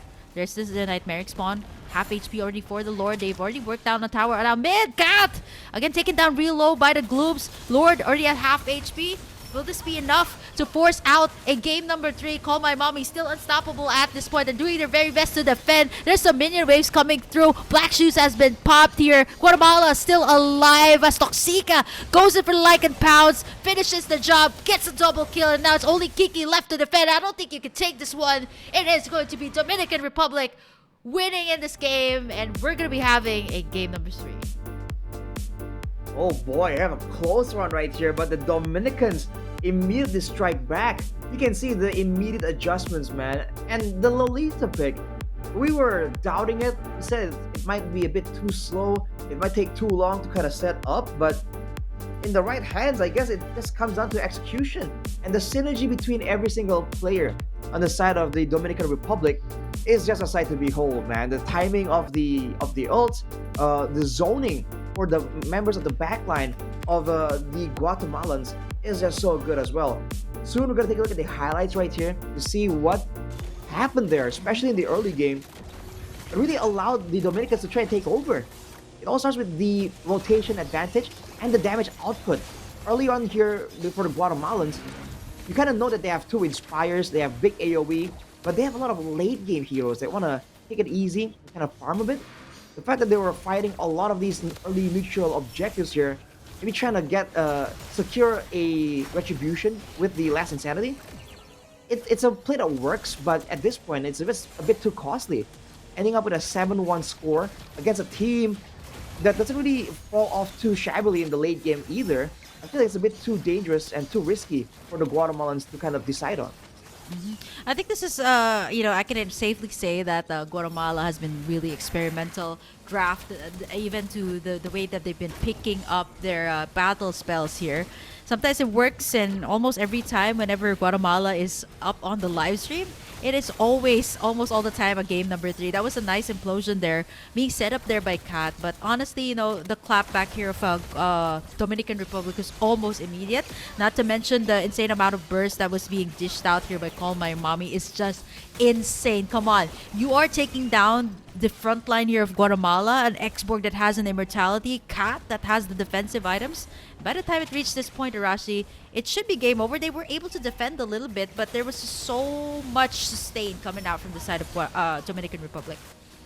And the fact that Ivory was the one that initially jumped forward to try and start things off, because Kat was kind of zoned out, kind of harassed down, forced to go back to the base, and so the Tigreal, that in theory should be the main engager, the one that would enable the rest of the team to kind of follow up on, kind of came in like last.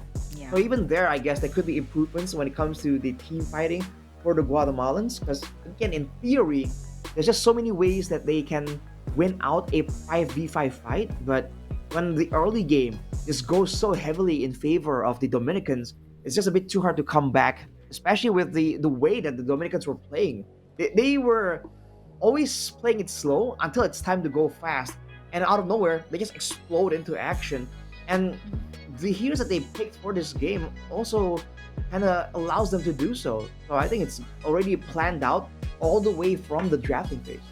Yeah, honestly, what really made it hard here, apart from Anita reflecting the damage, they've switched up the lineups here, which kind of made it's a good dynamic here, and they actually made it work, right? The fact that Anita can actually play a very good role.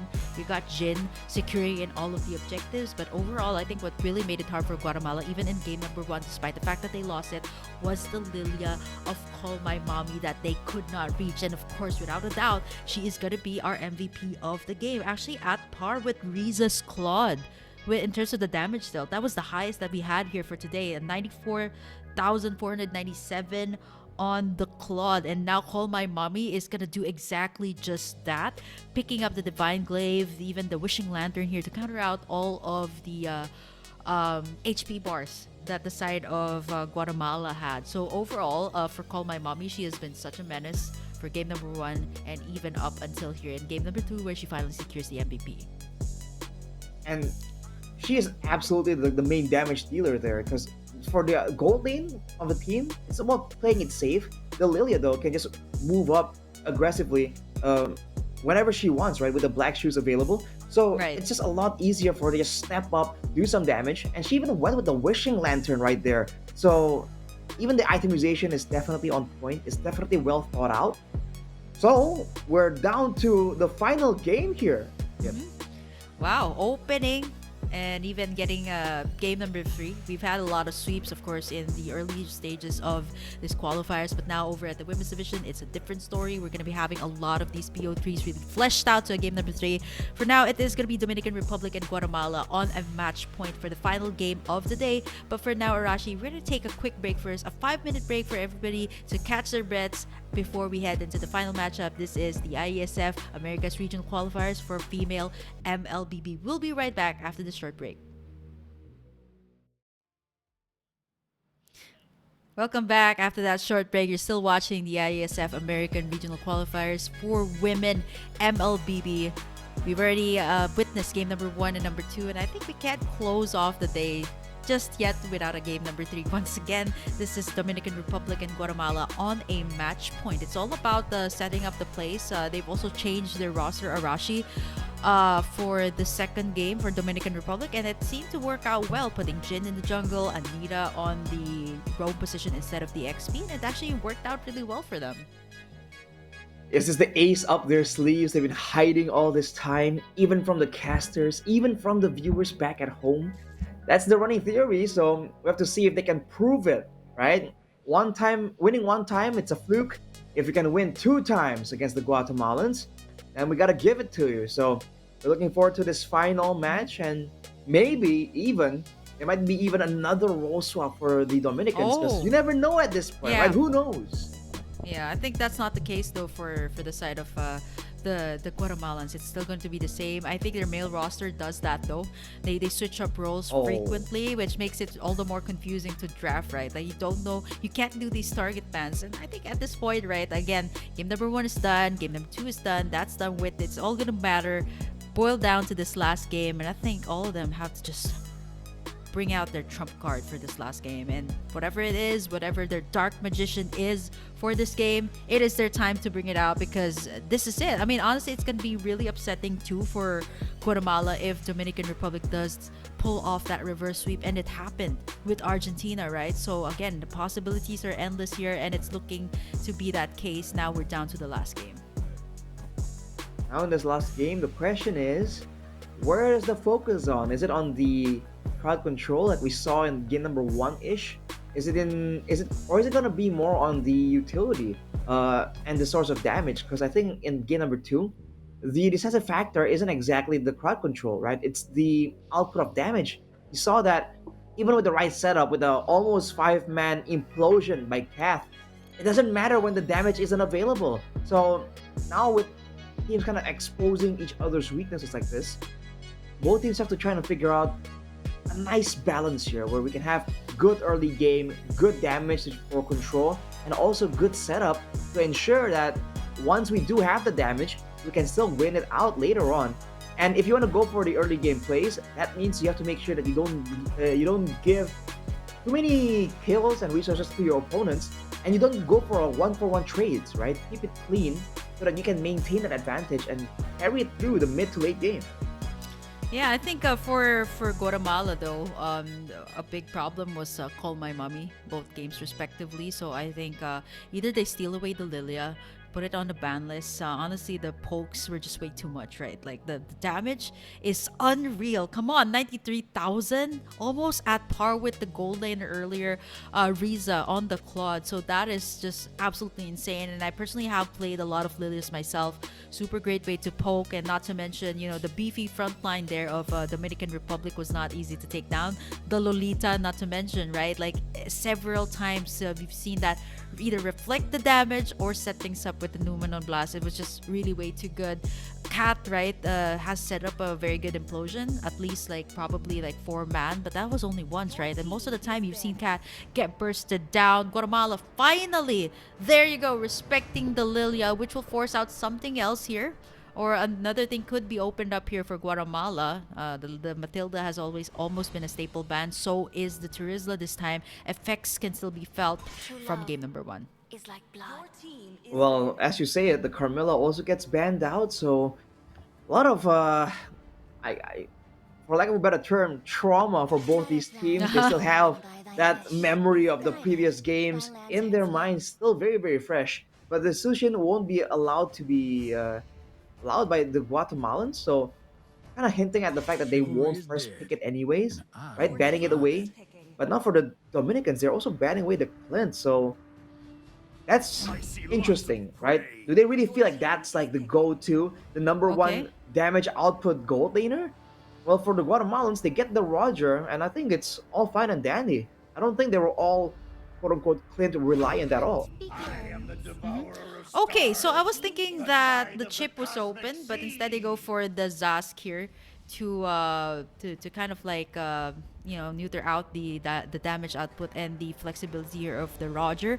I'm looking at setup plays here with the of course Ivory, right? Like earlier she was given the Edit, but they didn't really find that much success. Not to mention the battle spell choice as well was really kind of a huge question mark for us, right? And the Inspire that comes through. I think Ivory is more of that player when you give her like heroes like perhaps the Turizla can really change the tides of the game. You've seen the Dominican Republic ban out the Carmilla and the Turizla, which is something that really was difficult to deal with in game number 1. Will they go for the setups here? They already have the Ruby. Alpha here is gonna get stolen away, which was something that Dominican Republic picked up earlier. Now they amped up the damage here with the Vexana too to kind of like have that range as well. Right, so for the Dominicans, I feel like a roamer where can help with wave clear will be so important right here. They don't have the Lilia. They're the ones now on the Zask. Earlier we saw a Zask Tigreal just struggle heavily to try and clear out waves.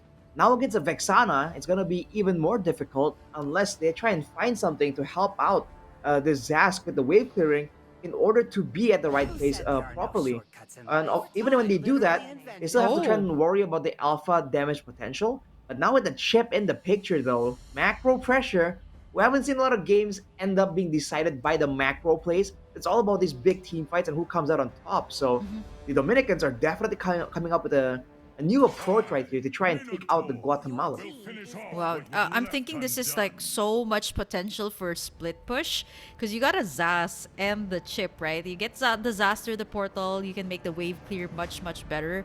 That's something that I've seen in Dominican Republic for the last game. They're just so good with the minion wave. Clear minion wave management all throughout the game. Sometimes they kind of Faraji is my galaxy win in that Dickies macro winning. game up against Guatemala, all because of the clearing that they've been doing. And now with the chip and the Zas, there's just so much more ways to clear up the lane, to access all different parts of the map. This is a staple ban, actually. Dominican Republic taking away some of the heroes that can be used up to set up, since Guatemala likes to go for that chain combo. The Diggy is also out here, so I'm wondering what's left to take in here for Cat and even Ivory on the XP lane. has to be some kind of catch because otherwise the Diggy is just such a, such an expensive band to use right here. And by all means, their composition so far isn't really that combo reliant, right? They have the Spear of Alpha along with the Eternal Guard, but that's about it.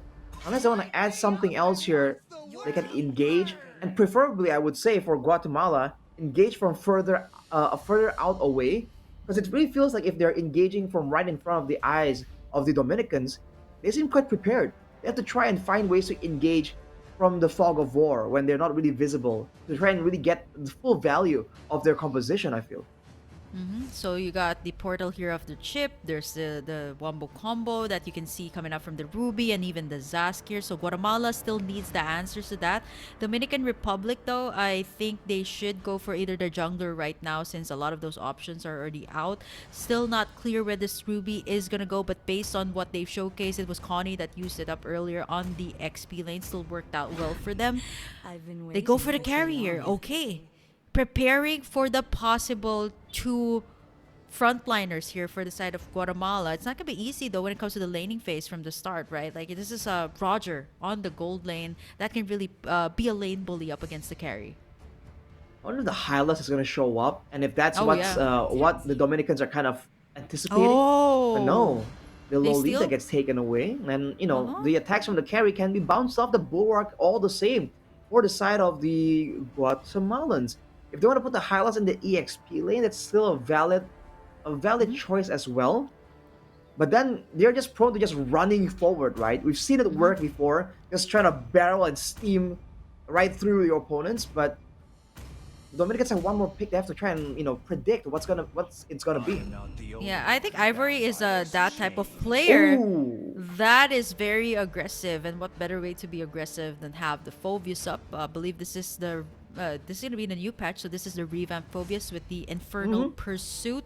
There's a lot of dashes here. I would say with the Ruby, even the Zas to a certain point. So I guess this is the XP lane. Usually the answer to a Phobius is an Esmeralda here when it comes to the lane matchup because you can really bully the Phobius, take up its shields, right? But I'm not so sure if that's something that Dominican Republic will consider right now since it seems to be a Ruby gold lane. They still need a jungler here for their lane and to beef up the should. lineup here, the tanky front line that they have. They pick up, of course, a classic Fredrin to add it all up here for Dominican Republic. great synergy with the Thunderbelt, good utility, a good sustain as well. So kind of keeping up with the alpha when it comes to the sustainability and damage output. When it comes to clearing, though, I feel like the alpha definitely has an edge.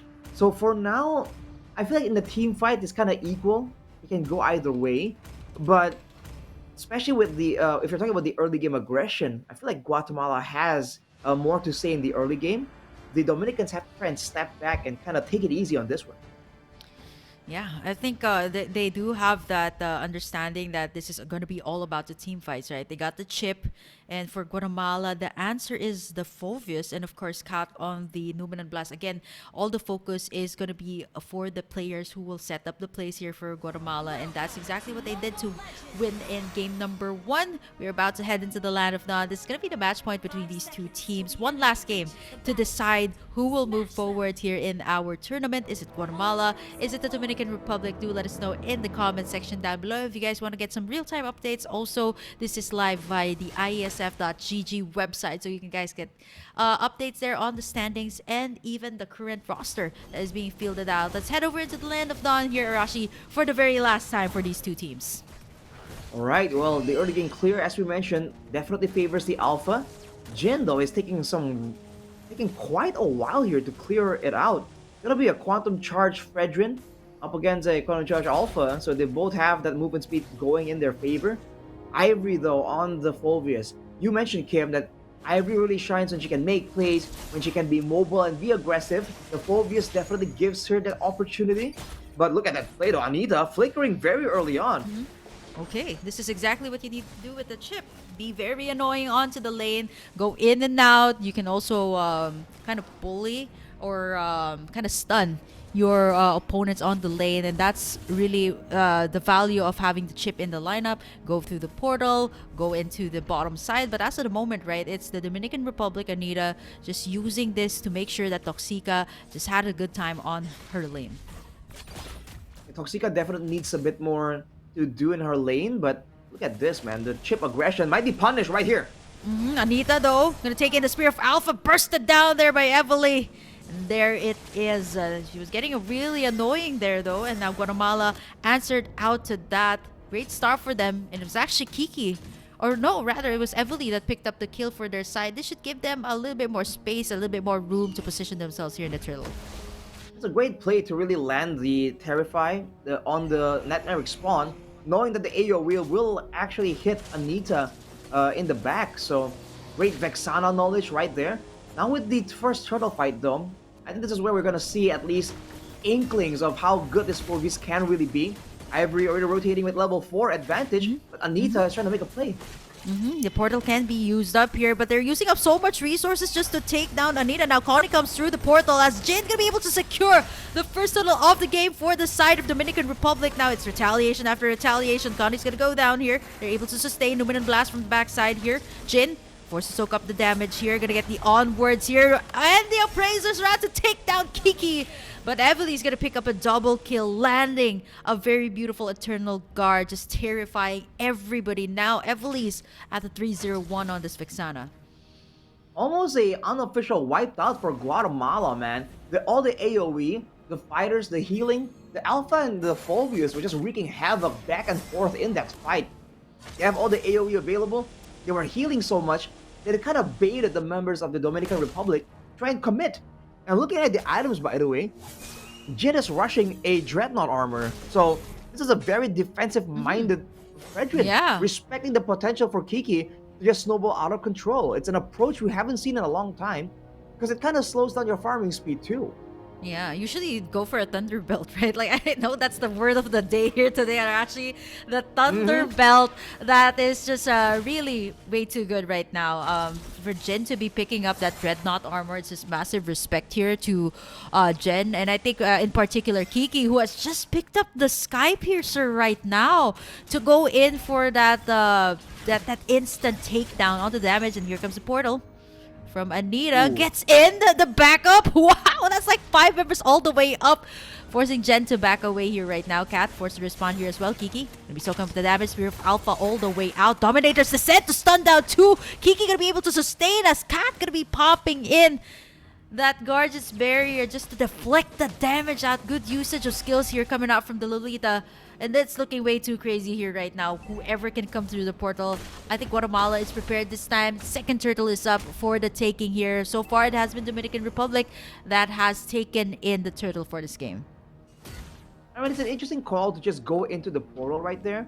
But I guess they're trying to equalize the pressure on the other side so they can return, rotate back to the turtle, and now go for a play. But look at that prediction. Anita gets spotted out. Yep. Gonna take in a bunch of the damage here. There is the Infernal Pursuit that will be active, right, when if Ivory decides to go in. But now Cat taking a lot of the damage also. Connie try to wait in for that proper setup for the I Am Offended. Anita gonna go roll all the way back to the other side. Now Cat still finding the opportunity to go for the Numinous Blast. They have Anita here soaking up the damage. You got Cat as well going in. Look at the Eternal Guard from the backside and the Numinous Blast to stun everybody out. Call My Mommy all the way onto the back, not able to get anyone. It's gonna be Jin still picking up the turtle. What is going on here for Dominican Republic?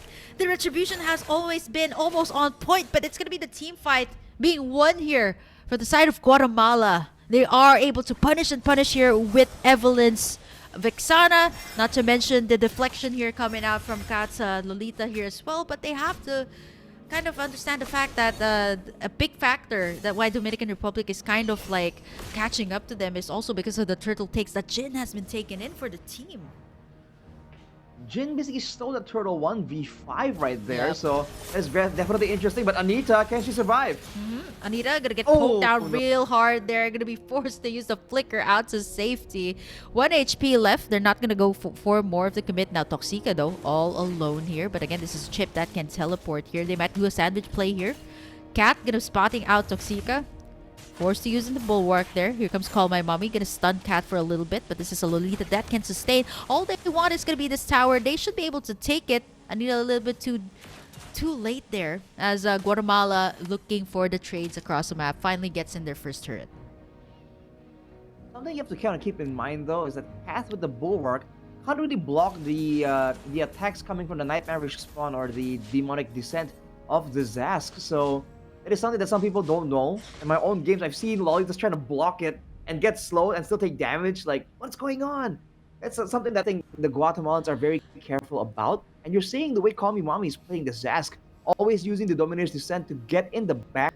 Almost it's a bit of a distraction instead of being like the main damage tool. Whereas for Evely, talking about in game number 1, it's all about actually doing the damage and actually taking matters into her own hands.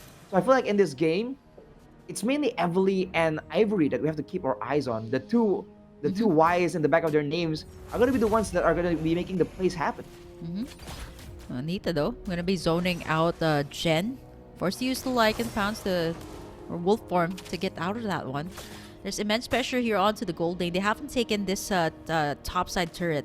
Now, when it comes to the objective takes, though, it's Kiki that has the advantage. She is at level 3, half HP now for the turtle. Jin, is he going to be able to steal? This time it's going to be Kiki that secures it in for Guatemala. There's the new Widow Blast there. Ooh. Jin going to fall down real low. Here comes the portal for the backup, but they're prepared to take it here for Guatemala. It is absolute domination, absolute obliteration there from the side of Guatemala, prepared to take in that portal.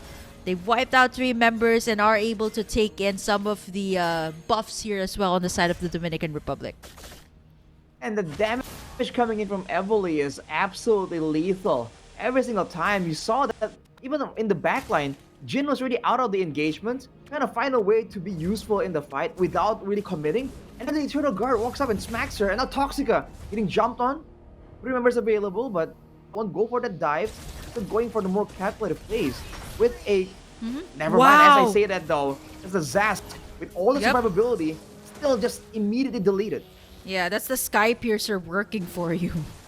for Kiki, I was like, where's that going to be put into play? So they really want that instant burst, especially to take down Call My Mommy, right? Like, she seems to go for these mages that have high sustainability. Earlier, the Lilia with the black shoes. Now, the Dominator's Descent for the Zas, which actually has been dishing out a lot of poke damage, 22k. But overall, it is still the alpha here of Kiki that is dishing the most damage alongside Evely. They've already reached that level 10 and level 12. And with the map control that Guatemala has, they are so far on the lead right now. And not to mention that they've used the strategy that Dominican Republic has used up against them in game number 2. And it's working so well for them. Again, the Zas on the mid lane, Call My Mommy though, forced to use the Dominator System, flickers out as well. That is way too much to give out just to survive that team fight. And that's where you can see the massive respect as well to the damage coming out from Guatemala. Damage, man. And even with the Dominator's Descent, you can see Call Me Mommy kind of struggling to stay alive, stay relevant when she's being focused down. That's due to the changes that lowered the max HP of the Dominator's Descent form that the Zas goes into. So now they're stuck in a weird spot where the mid game from Guatemala is just very, very strong. The Phobias, the Vexana, the Rod, if they want to try and contest, they're prone to losing more members and allowing Guatemala to snowball even more. If they go for trades though, look at this play from Anita trying to find a space. Okay, she's all alone here. She does have the Flicker, already suffered 4 deaths here, Cat, and the rest of the members forced the chase. Flicker out from their side. But for the Dominican Republic, again, they're so good with the minion wave flow. It seems like that's something that they are winning on so far. Despite the fact that Dominican Republic has gotten the Lord down bot, they are able to push at least 1 turret up top. But now, here comes the question. Lead is towards the side of Guatemala. They have the setup place here. It's going to be down to Connie. Anita even taking a brunt of the damage there as Cat goes all the way in and stuns her. Half HP or 1 HP left here. Forced to back away here right now. Cat also forced to flicker a little bit too deep there, but the Lord's still up though. Down bot. That'll be an executed 10 minutes, and she succeeds. Oh no! She's out of position, countered back, still survives though. The Lord still coming in. Guatemala looking for a play. The Numenor Blast! Cat's gonna fall though. The Dominators to set this up, but there comes Evely. A little bit too late though. Eternal Guard is up. They're able to take down the Lord, and that is pure power coming out from the side of the Zask. You got Connie with the Don't Run Wolf King, and Call My Mommy just pop in that Dominator's Descent to be able to get those 2 kills on Kiki and Cat, stopping the bleeding for now, but they got in a lot of second tier towers here for the side of the Dominican Republic. the towers down except for the one in the mid. So for the Dominicans, there's a measure of safety there. Look at the items though. Blood Wings and Glowing Wand for Evely. Just with 2 items, she's really doing so much damage. So she went with the Magic Penetration Boots. So not cooldown, not mana, it's just full penetration here. And if you look at Ivory, she has the Queen's Wings as mistaken. So in those fights later on, if that passive procs, man, there's so much heat built into the kit of the Phobius right now. It would be tough for even Toxica to try and take him out. Yeah, look at the damage, 36,000. The Zax is actually at par here with the damage that's being dealt here by Guatemala, which is actually something that you see in the team fights here, especially even the tankiest members like Kat and Ivory are forced to back away. Like even Jen was forced to use the Flicker and the Lycan Pounce earlier just to evade the burst coming out, the continuous damage coming out from the Zask here of Call My Mommy, which is somebody that can really stop the siege potential here of Guatemala in these team fights. Oh, definitely are trying to find more opportunities, get the turrets as well. But the Dominicans are doing a great job just playing it defensively. They know that there is enough wave clear that they can actually stop the turret takes. So they're gonna bank everything on Lord fight. But Guatemala has an opportunity here to try and set up the waves and get it in their favor. Because as of right now, I believe it's still gonna push in favor of the Dominicans. So they gotta try and inv up there somehow. And Jen and Toxica both are trying to do so. Yeah, Toxica as well, usually just clearing out the lanes, make sure that she scales up. She's actually at par here with Jen in terms of the level. The Lord is also up, so I think for Guatemala, they're just anticipating the fact that they can go for this portal play, which Anita has already done. Already giving the vision here that Guatemala starting up this Lord. They can get the teleport here, but that's going to be very risky, right?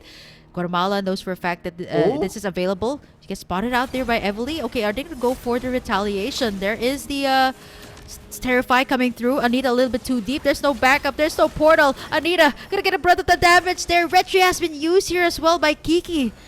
Just to force out Anita to back away, but that means that's 30 seconds, 28 seconds before that is up. I'm not so sure if there's going to be some contest here because Jin is super far away from the map. And with that being said, I don't think there's going to be any contest at all, not unless there's going to be a portal play, but it's usually Anita all alone there as Guatemala will be able to secure in this Lord.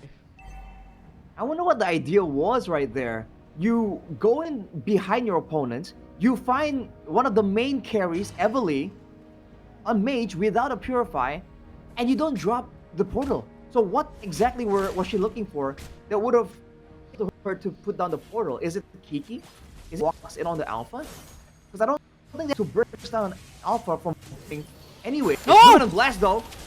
Yep, that is stunning 2 members in. Connie gonna be able to retaliate. Don't run Wolf King here.